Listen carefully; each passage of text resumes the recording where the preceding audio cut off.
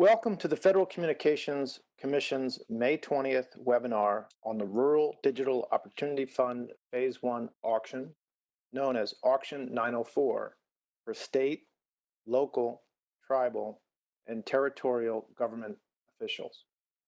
I am Michael Jansen, Director of the FCC's Rural Broadband Auctions Task Force.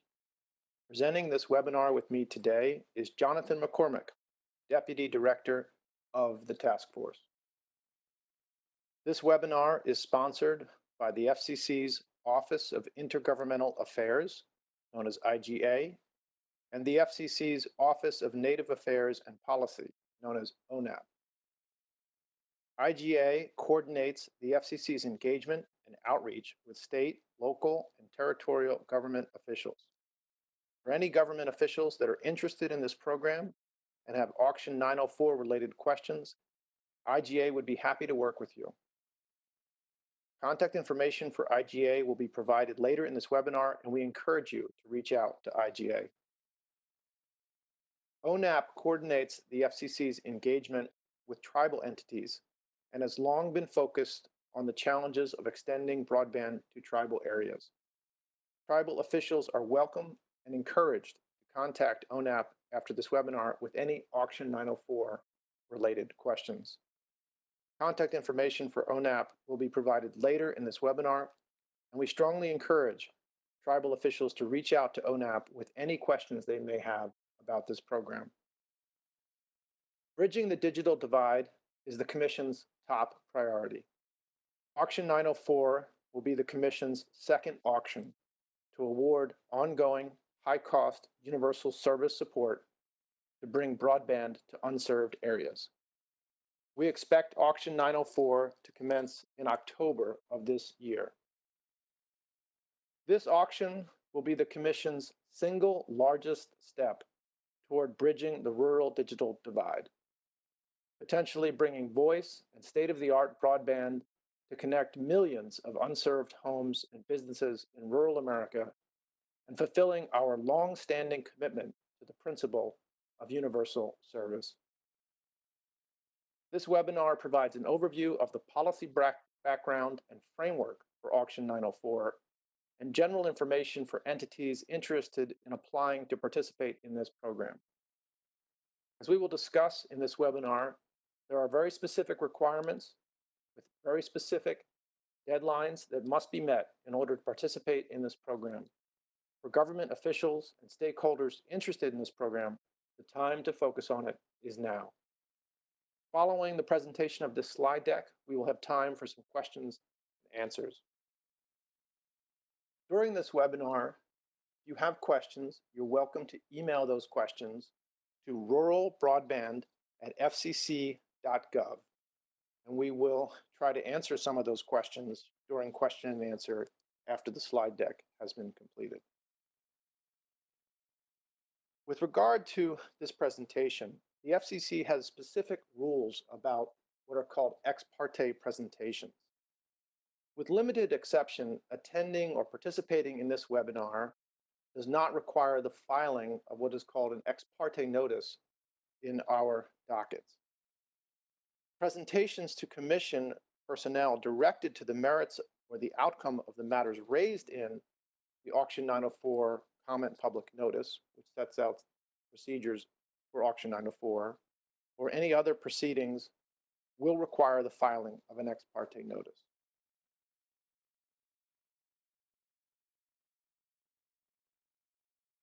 To understand the framework for Auction 904, it is important to take a moment to understand the context in which it arises. The Connect America Fund Phase 2 auction was the Commission's first use of an auction to distribute ongoing support to provide broadband and voice services to unserved areas. That auction was completed in 2018, and it awarded $1.48 billion over 10 years to provide those services. The Rural Digital Opportunity Fund, which is what we're going to talk about today, has been adopted, and it will provide $20.4 billion over 10 years for fixed broadband and voice services in unserved areas. Phase one will provide up to $16 billion to areas that are unserved. That is going to be done through what we call Auction 904, the auction that we expect to commence in October of this year. Phase two of the Rural Digital Opportunity Fund will provide up to $4.4 billion and the remainder of the phase one budget to areas that are still unserved. As I noted, the phase one auction bidding is expected to commence on October 29th of this year. These two programs provide funding for fixed broadband services. The Commission has an ongoing proceeding to provide universal support for mobile broadband in unserved areas. The 5G Fund for Rural America was adopted, a notice of proposed rulemaking was adopted in April that would provide up to $9 billion for ongoing support for 5G services, with up to $1 billion provided for network deployments that facilitate precision agriculture. As I mentioned at the outset of this webinar, I am the director of the Rural Broadband Auctions Task Force, and my co-presenter, Jonathan McCormack, is the deputy director. The task force was created to implement and oversee the rural broadband auctions. We coordinate with multiple bureaus and offices that develop and implement the regulatory and technical details of these auctions and to ensure that they continue to move forward on time. So how did we get here?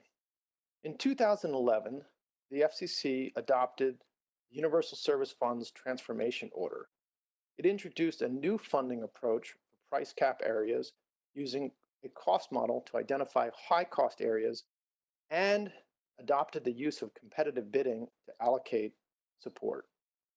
In 2014, the Commission adopted the Connect America cost model, known as the CAM, which estimated the cost of providing service and the numbers of locations in census blocks nationwide.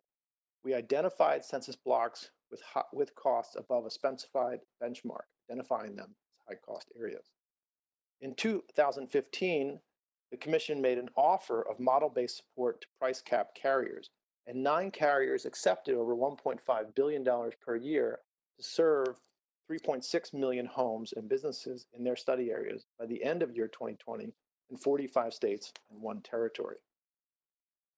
The Commission then moved to propose and adopt a framework for CAF Phase 2. And the CAF Phase 2 framework was a reverse auction of high-cost support to identified census blocks. We included census blocks in price cap study areas where carriers had declined the offer of model-based support in certain other areas. We excluded areas where carriers had reported voice and broadband services with greater speeds than 10/1 to make sure that our limited funds were going to the areas that needed it the most. In the CAF Phase 2 auction, census blocks were aggregated into census block groups for bidding. Each census block group had a reserve price and an estimated number of locations. There were approximately 30,000 census block groups, 210,000 census blocks, and almost 1 million locations. The budget for CAF Phase 2 was $2.15 billion. The CAF Phase 2 auction was conducted in 2018, and the auction closed on October 21st, 2018. Approximately $1.5 billion in support was awarded to provide service to close to 700,000 locations in 45 states. These locations had an initial reserve price of almost $5 billion over 10 years, indicating that the auction was incredibly successful at providing a high level of service at a very efficient level of support. As of May 14th of this year, we have authorized CAF 2 support to 631,961 locations in 45 states at a total amount of authorized support of $1.44 billion. With that, I will now turn it over to my co-presenter to discuss the Rural Digital Opportunity Fund framework.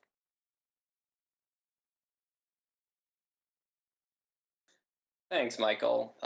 As Michael mentioned, my name is John McCormack. I'm the Deputy Director on the Rural Broadband Auctions Task Force.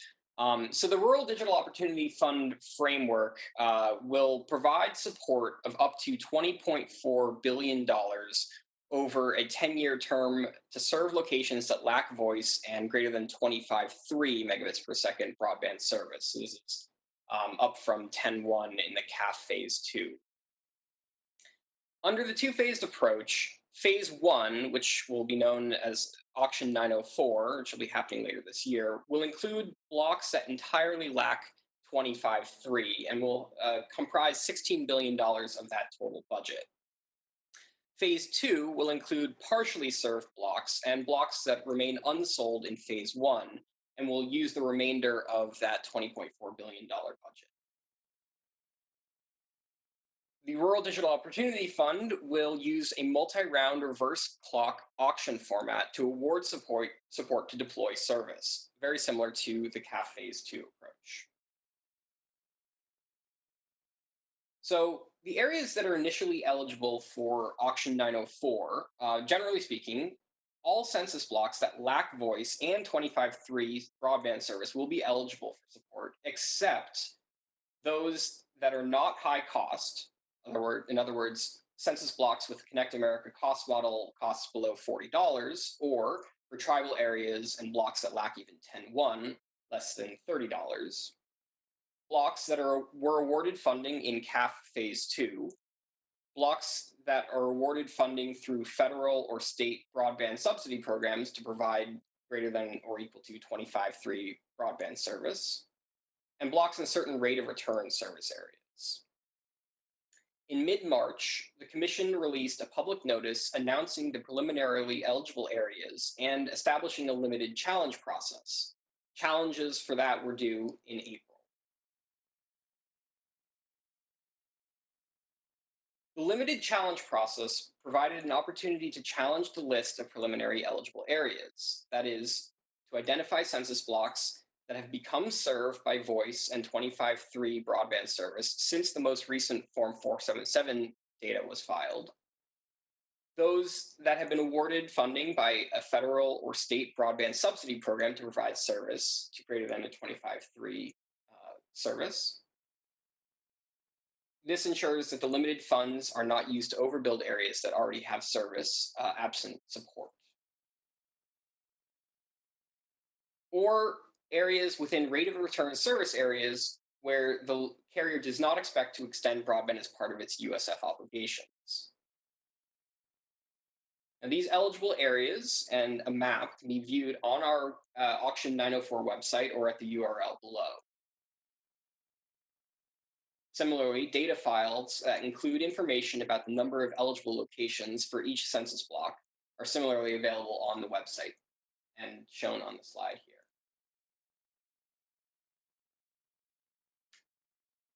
The results of the challenge process will be available later this summer when the Commission releases an update on the list of eligible areas. So for the current timeline in Auction 904, the Commission adopted the framework for the Rural Digital Opportunity Fund on January 30th, and a public notice seeking comment on the procedures for Auction 904 on February 28th. The Commission has released a draft procedures public notice that would adopt these procedures for Auction 904, and per that public notice, the following timeline applies. So that notice will be considered by the Commission on June 9th at the Commission's open meeting. The draft of this, again, was released yesterday and is available on our website. Per that draft public notice, we would then release by June 15th a tutorial on the Auction 904 application process. This will be followed by a window to file short form applications to participate, which would open for that window would open on July 1st at noon and would go until 6 p.m. on July 15th Eastern Time. After applications are reviewed and the qualified bidders determined, we would release by October 14th a tutorial on the Auction 904 bidding.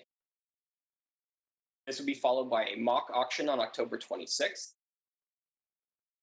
Then bidding would commence on October 29th. After bidding concludes, we would then announce the close of the auction in a closing public notice, followed by the window to file long form applications for winning bidders. And then funding would be authorized.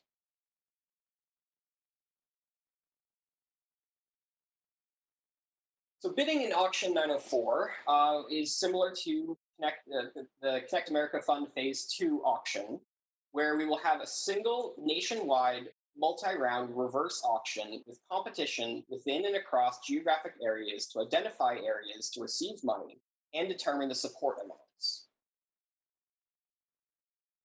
Bidders will bid by committing to provide broadband service that meets or exceeds a particular performance level, that is, speed, data allowance, and latency, at a specified percentage of an area's reserve price. Clock prices start out higher than the budget and decrease in each round until the auction clears, that is, the implied support being requested is less than or equal to the budget. To determine the implied support amount, the bid percentage is adjusted for performance levels that have different tier and latency bid weights. These tier and latency weights reduce the percentage of the reserve price a bidder can receive. These weights reflect a preference for higher speeds and lower latency. Bidders that win support must deploy and offer service meeting the performance level for which they bid.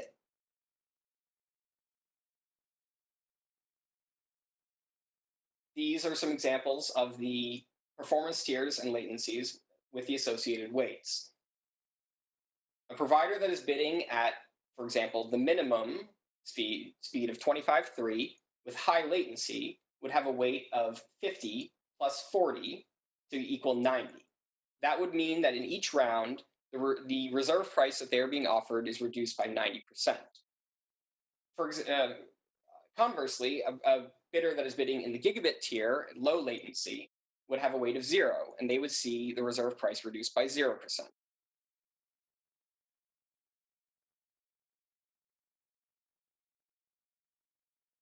Once the aggregate bids for support decrease below $16 billion, the auction will clear.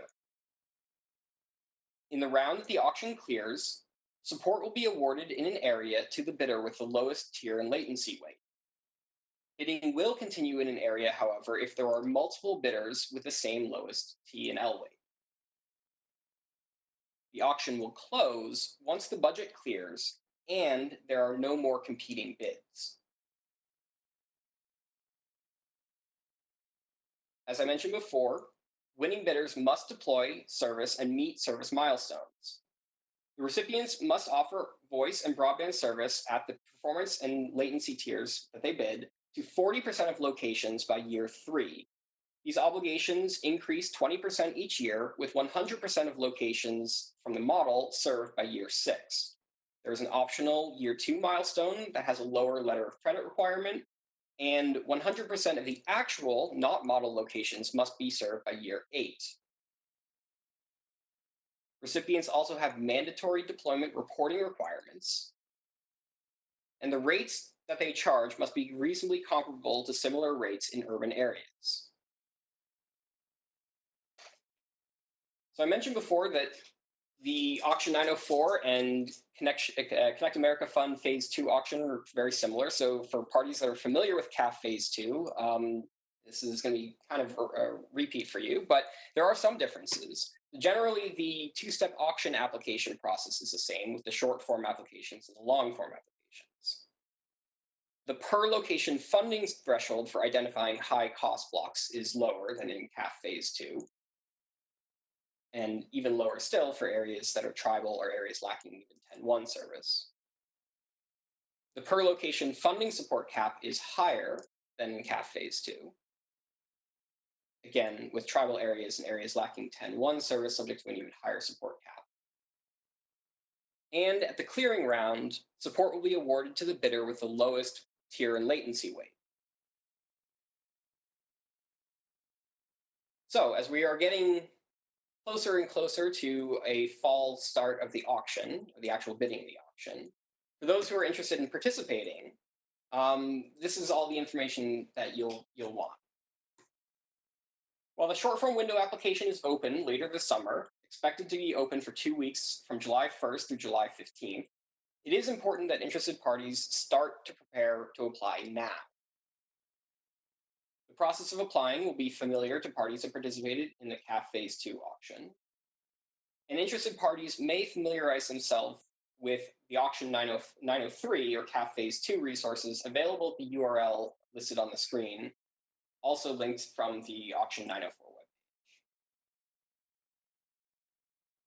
More information about the short form application process can be found on the Commission's website at the links provided in this slide deck, which will be posted after the webinar to the Auction 904 page.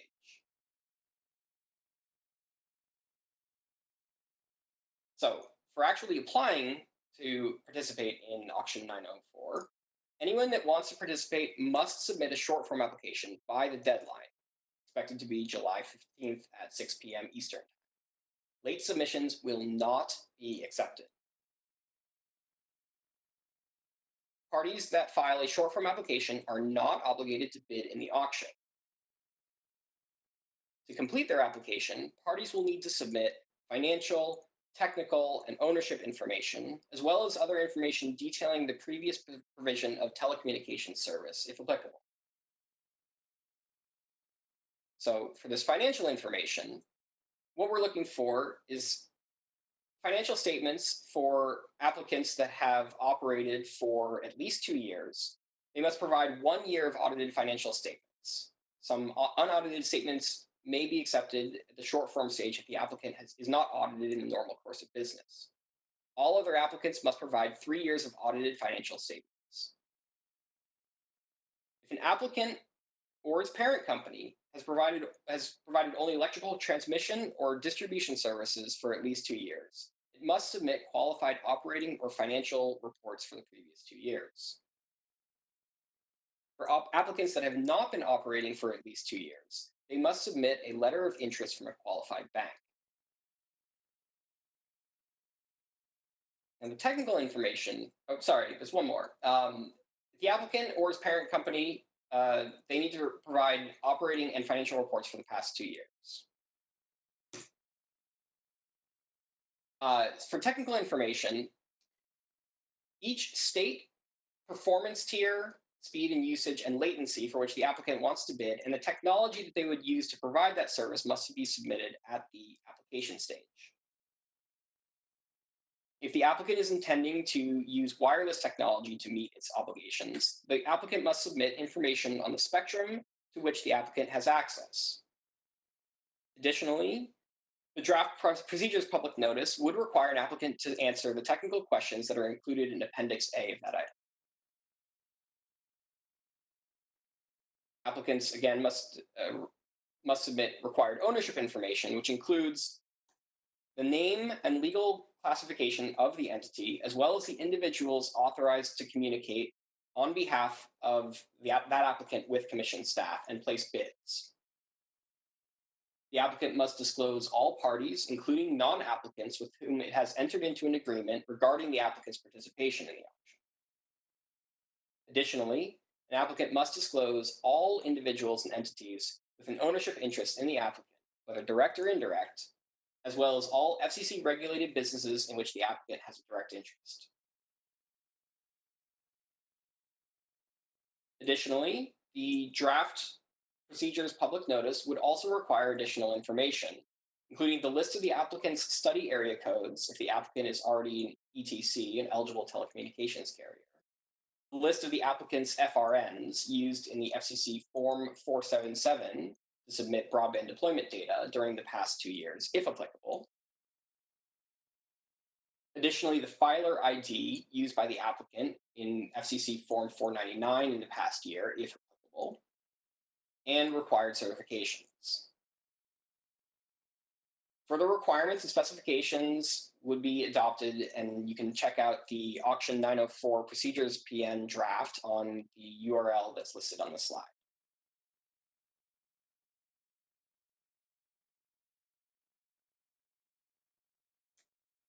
Parties that are interested in forming a consortium may participate in the auction. This will be made up of multiple parties that participate in the auction as a single bidder. At the application stage for the short form, a consortium must choose a single lead entity to certify how long it has been operating and to submit its financial statements. All other information must be submitted for each member of the consortium, alongside a roadmap explaining the information provided. The consortium bids in the auction as a single entity, and then afterwards may divide its winning bids among its members after the conclusion of the auction.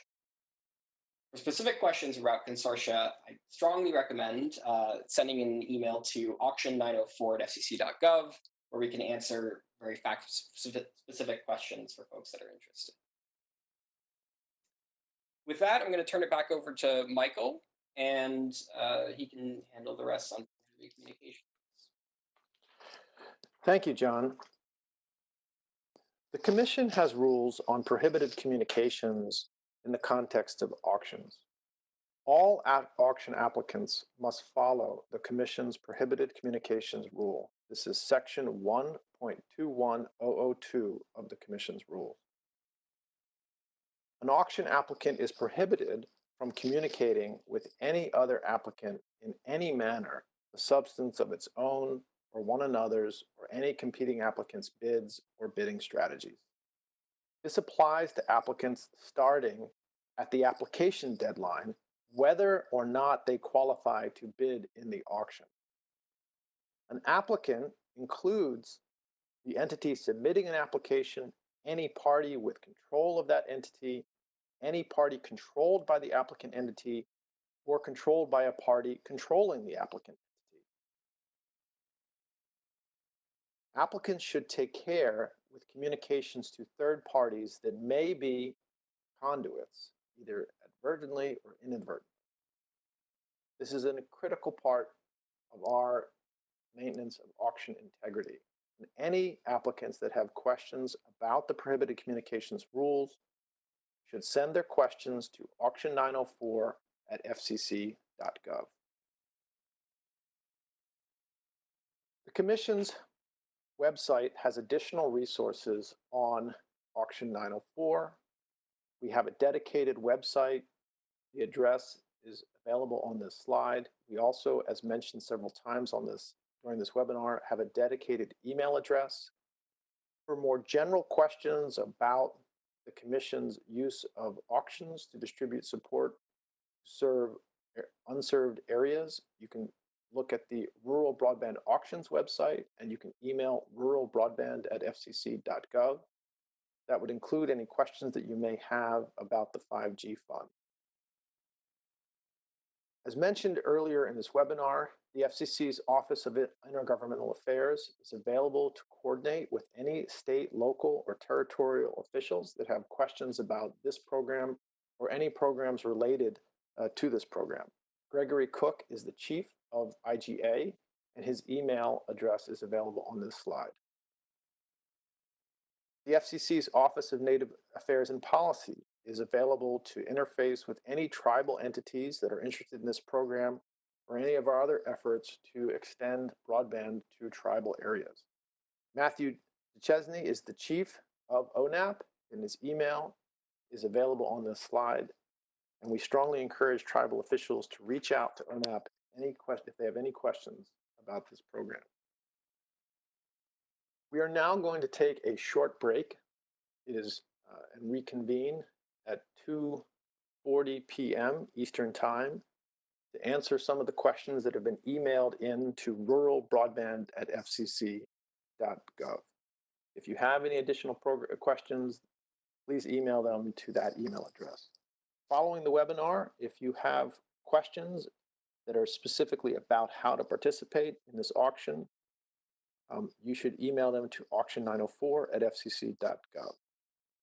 This slide deck and recording of this webinar will be made available on the Auction 904 website following the webinar.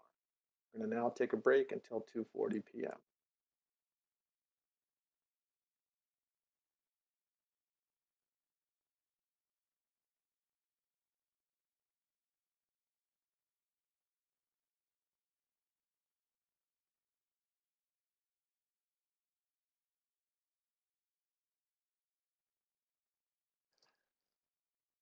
Welcome back to our webinar on the FCC's Rural Digital Opportunity Fund Phase 1 auction, known as Auction 904. We have received a number of questions through our ruralbroadband@fcc.gov address, and we're now going to answer some of the questions that we have received and then take another short break. We received a question from a a tribal official asking about whether or not tribal governments have to participate in the auction process or if it's a different process for them. Tribal officials that are interested in ensuring the competitiveness of their areas are encouraged to focus on this program at this time. The auction is designed to award support to entities that will provide service. Tribal governments do not need to apply to participate in the program. Um, they are encouraged to work with stakeholders in their areas to maximize the participation in their area. We are interested in encouraging participation in the auction, and the more participation there is in the auction, the more likely it is for those areas to receive funding in the auction. So the answer is no, a tribal government does not need to apply to participate in the auction, but a tribal government can play a role in encouraging service providers and potential service providers to apply to participate and to compete in the auction. The auction procedures do not have any prohibitions or restrictions on the nature of the entity that can apply to participate in the auction. So a private entity, a public-private partnership, and other entities can apply to participate in the auction so long as they are able to comply with the financial and technical requirements that are indicated in the auctions procedures public notice, which will be considered at the June 9th commission meeting. If a tribal government official has specific questions about how best to encourage the competitiveness of uh, locations in their area or on their reservation, we strongly encourage them to reach out to ONAP and so that we can have a dialogue with that official about how to maximize the chance of success of those locations getting awarded in this process. Second question that we'll answer is we received a question from an official at a small city that said that they've just learned about this program and they're interested in what approaches a small rural city can take.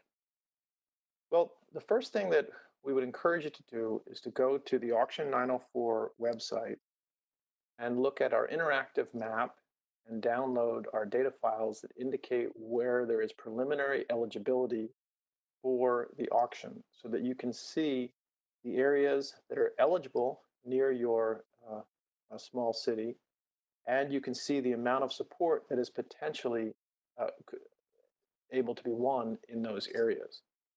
And as I mentioned with regard to the question from a tribal official, there's a great deal that state and local officials can do to encourage participation in the auction by providers, including new entrants. And part of that is a dialogue with those stakeholders and those entities to ensure that they are focused on this program, that they do not miss the deadline to apply to participate in this auction. The deadline that is in the draft procedures public notice of July 15th at 6 p.m. is it's not amenable or subject to change. If an entity misses that deadline, they are out of the auction. And so it's very important for entities that are interested in bidding in your area to be focused on this program now, and a state or local government official can play a very productive role in ensuring that entities are focusing on this program to ensure the or to maximize their chance of being qualified to participate in the auction and to succeed in the auction. For any state or local official that has a question like this or would like further to engage with us, we strongly encourage you to contact our Office of Intergovernmental Affairs. There have been a number of other states and local officials that have begun this process of talking to stakeholders in their areas, and we are happy to work with you on that, and we encourage you to reach out to us. The third question that we'll answer is a question about ETC status. So the question was, how does an entity get designated as an ETC which is a requirement of the program if there is not a state entity that designates ETCs in that state. The first thing I want to make sure folks understand is that the Commission has designed these auctions to be open to new entrants, and entities do not need to be ETCs to participate in the auction. They are able to apply and to be qualified to participate in the auction without having been designated as an ETC. And this is important for new entrants and entrants that have not provided telecommunication services in the past. The service provider that receives the support must be an ETC, but that is a process that can be completed after the auction is over and after an entity has been designated as a winning bidder. States that have their own process for designating ETCs will designate winning bidders as ETCs in their states. If they do not have a state process, then the FCC is the entity that can designate them as an ETC. Now I'm going to turn it over to John to answer some additional questions, and then we are going to take another brief break and try to answer a few more questions, and then we'll wrap up for today.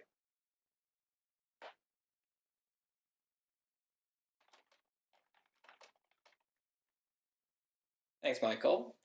So we're going to answer, we got one question about census blocks and the accuracy of data and what is considered served. When is a census block considered served? And this is a hot issue that the FCC has been working diligently to improve, which is our understanding of broadband mapping.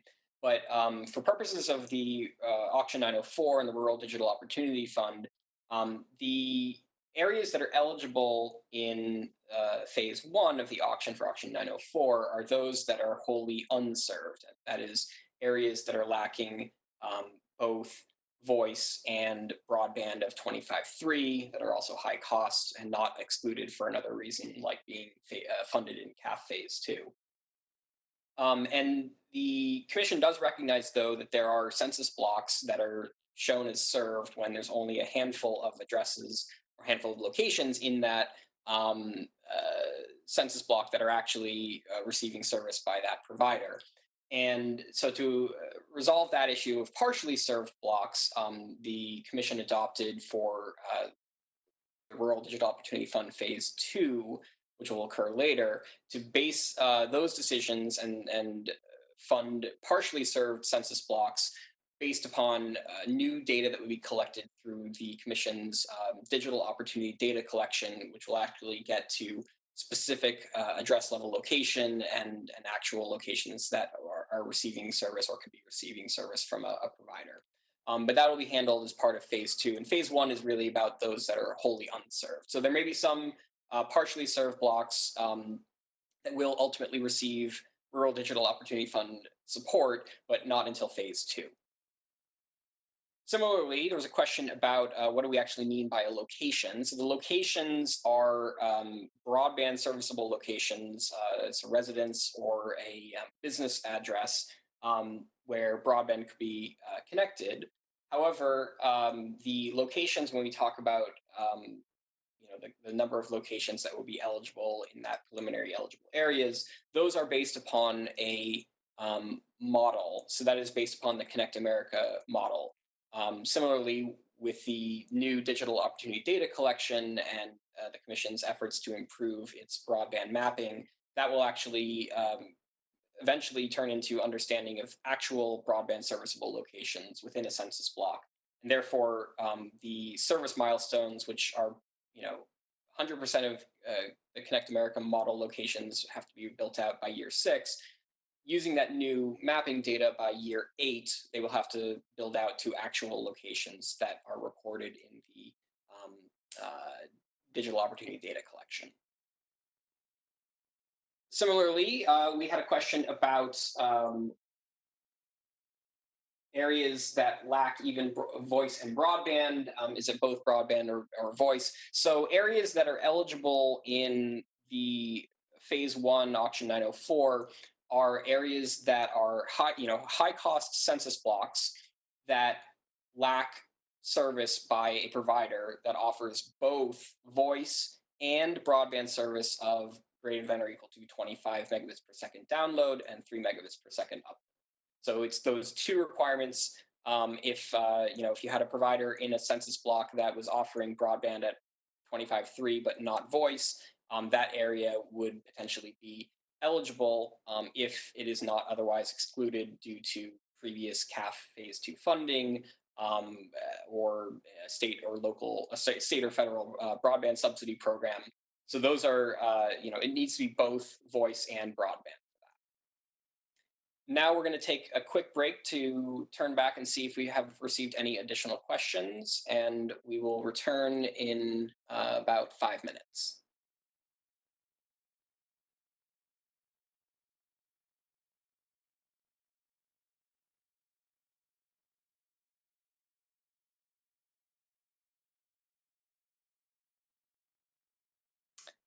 Thanks, everyone.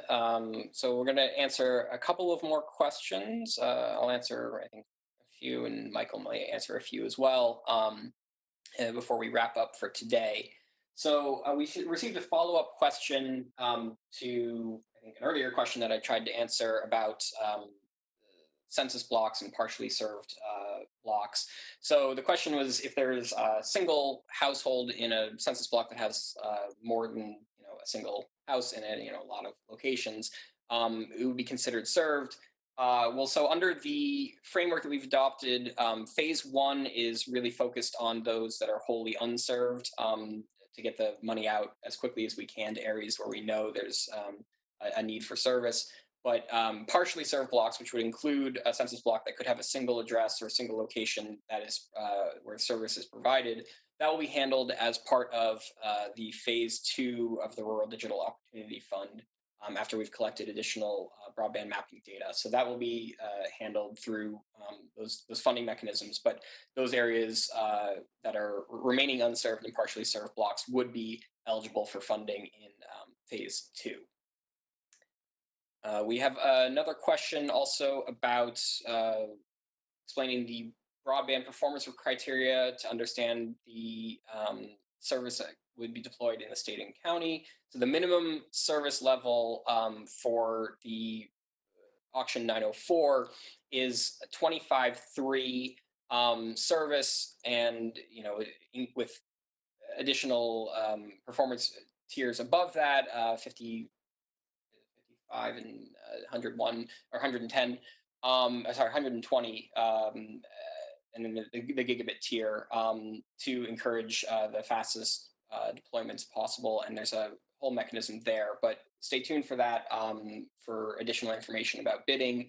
I also encourage you to go to the Auction 904 website to see some of the additional information, as well as the framework that was adopted and the procedures for the auction. Lastly, we have a question of how the tribal preference would work. Also, similarly, it's there's a for areas that are lacking in 10.1 service, there's a lower criteria for the what is considered a high cost area. So the actual reserve price, the minimum would be $30 instead of $40. So normally you'd have the reserve prices. Any census block that has a reserve price of between $30 and $40 would not be eligible. However, in tribal areas and areas that lack even 10.1 service, those areas would be eligible, and so that gets factored into the decreasing percentage of the reserve price as well. There's also a higher total support cap for tribal areas than for areas that are not tribal.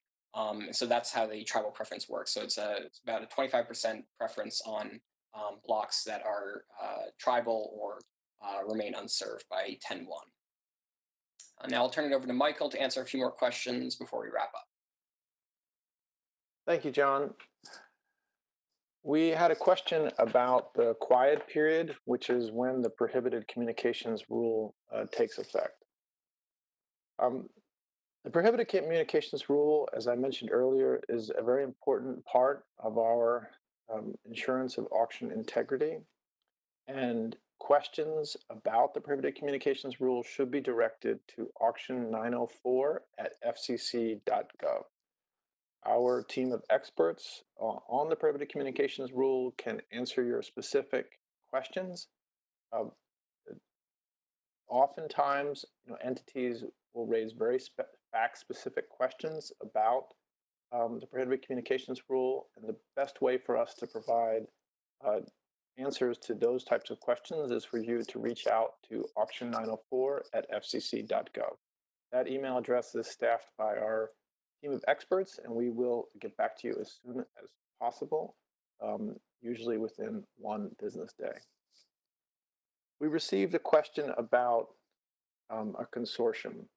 A consortium is also something where there are some complicated aspects of these rules. And if you have specific questions about how a consortium can participate in the auction, you should reach out to auction 904.